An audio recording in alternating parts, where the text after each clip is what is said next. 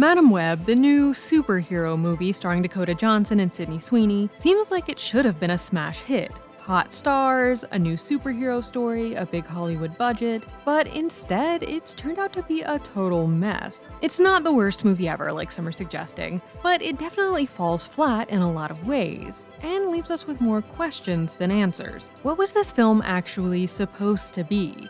How did it manage to miss pretty much every mark? Why was even the marketing really weird? I don't understand what's happening. Let's dive into all of those questions and more to figure out what really went wrong with Madame Webb. And take a look at the one big problem that really caught the film in a web of failure. Plus, we'll unpack what this movie's flop means for superhero films in general. It's probably not what you think.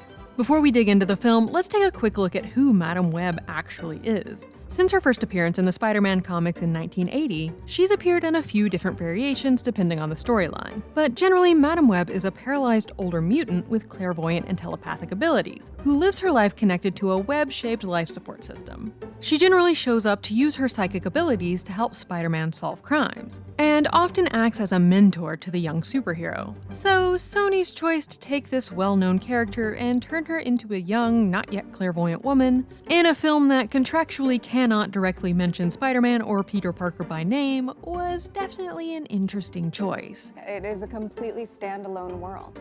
So I shouldn't use the word spider at all? No.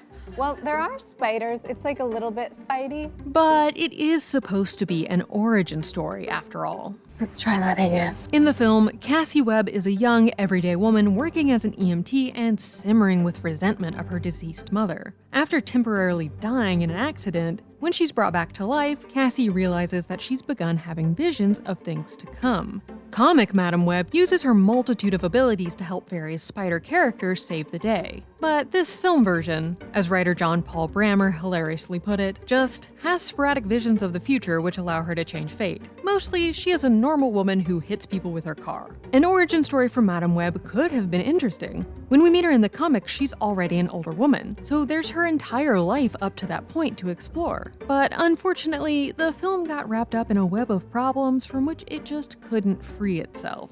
In the seemingly endless sea of superhero films that mostly seem to be about the same superheroes and their same origin stories over and over and over, it was actually exciting to hear that we'd be getting an origin story for a character we haven't yet seen in a live-action film. And while Madame Webb is a new character for the big screen, she's still connected to one of the most well-known superhero properties, so doesn't have to totally worry about the hurdle of lack of name recognition. And the movie stars two of the biggest actresses of the moment. So what went wrong? All of the major problems with this film seem to orbit the main, larger issue that no one involved seems to have really cared about this film at all. The writing is not great. And not just the Marvel/Whedon speak that has infected nearly every superhero film now, but also just fumbling the basics like plotting and character development. It's set in 2003 for reasons no one is 100% sure about, and unironically and uncritically leans into some tropes of that era.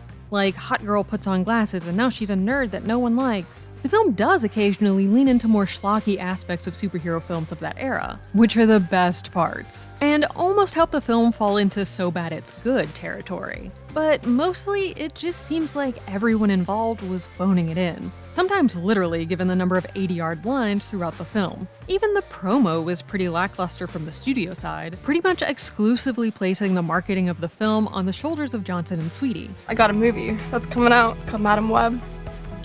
It's really cool. You should go see it. And because they are engaging and interesting women, their interviews have been fun and created some viral moments. But none of it made the film itself seem like a must-see. It just made us want to watch more of their interviews. You're just floating? Yeah. That feels really right for me. And hilariously, the film's biggest viral moment was people joking about how much Johnson was phoning it in the trailer. He was in the Amazon with my mom when she was researching spiders right before she died. A line which didn't even actually end up being in the film. Cassie is meant to feel like a relatable, everyday woman who just happens to become a superhero. But because she never really gets to be that powerful, and the other superheroes in the film don't even actually get their powers yet. The film just doesn't really feel that super. In the same way the recent Mean Girls remake fell flat because it missed the central aspect of the original, girls being mean, Madame Web is a superhero movie that isn't very super. The film also just seems confused about what it is supposed to be. It almost feels like it wants to go in a thriller type direction. There's all of these different webs that she's putting together, but then doesn't trust the audience enough to let us sit in a bit of mystery, and so explains everything flat out, often multiple times, so we always know what's coming. There were also a lot of odd changes made from the comics for some reason, to Ezekiel's self-centeredness being ramped up to the point of him becoming a murderous villain in an attempt to save himself from a vision he has of the future. The film also serves as an almost origin story for 3 Spider-Women, Julia, Maddie, and Anya, but they don't actually yet become Spider-Women in this film. That was probably supposed to happen in a sequel, so we'll probably never get to see it. Also, Jessica Drew doesn't appear at all. Okay, so if no one involved seems to really have been into this film, why does it exist? Money! Surprise! Not necessarily from the box office, though they surely would have loved that, but from keeping control of the intellectual property. And since Sony doesn't currently have the rights to major moneymaker Spider-Man, they hope to at least pull in some eyes with the tangential connection to the web slinger. Because none of the drive behind this film seems to lie in interest in the character, or a love for superhero movies, or anything like that, but solely cold hard studio economics, it's no surprise that the film itself feels pretty empty. There's been a continual conversation in recent years about superhero fatigue from audiences. After a decade of being bombarded with superhero movies, people are kind of just burned out. But it seems like that's now even hitting the studio side of things. But instead of pivoting to something else and giving all of this money to filmmakers with engaging ideas and an actual interest in film, they still want to be able to just slap a known or known-ish name onto a middling film and rake in the dough with minimal effort.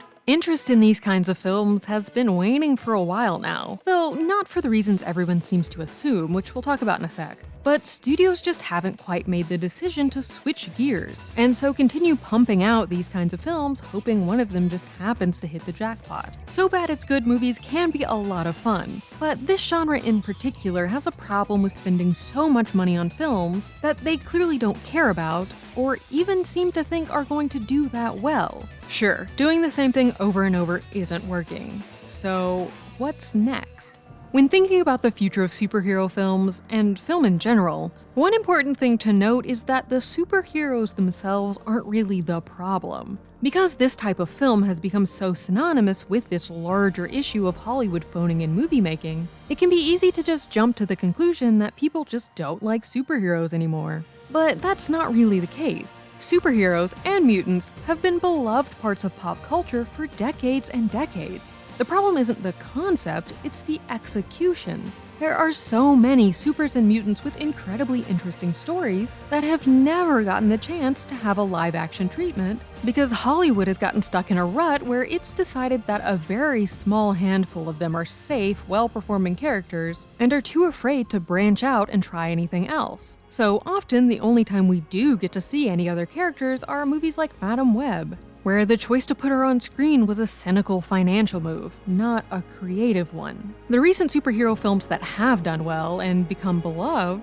are the ones that are unafraid to get creative and jump a little out of the box and try something new. There's a whole conversation to be had about how animation is seen as less than live-action film. And so even though many of these stories would be better served by the freedom that comes with animation, studios are often still dead set on forcing everything to be poorly lit, didn't have enough time to finish the CGI live action, but that'd be a whole separate video. Hopefully, when looking at recent successes and failures, instead of finding easy, incorrect places to place blame, people don't like women superheroes, only 3 superheroes make money so we have to just keep making their origin stories over and over again, etc. Studios will start to really take stock of what worked, what didn't, and why people seem to be so burnt out on this genre of film, and then actually course correct. Only time will tell if the next set of live-action superhero films are going to go in a new direction, or just be more of the same as studio bosses look to point the finger at everyone but themselves. But we certainly hope the recent strings of flops leads to a change, and we get to see some new faces have their moment in the spotlight. Let us know in the comments, which superhero or mutant would you most like to see get their own major movie? And would you rather it be live action or animated? That's the take! Click here to watch the video we think you'll love, or here to check out a whole playlist of awesome content. Don't forget to subscribe and turn on notifications. And make sure to subscribe to our Patreon for exclusive new videos.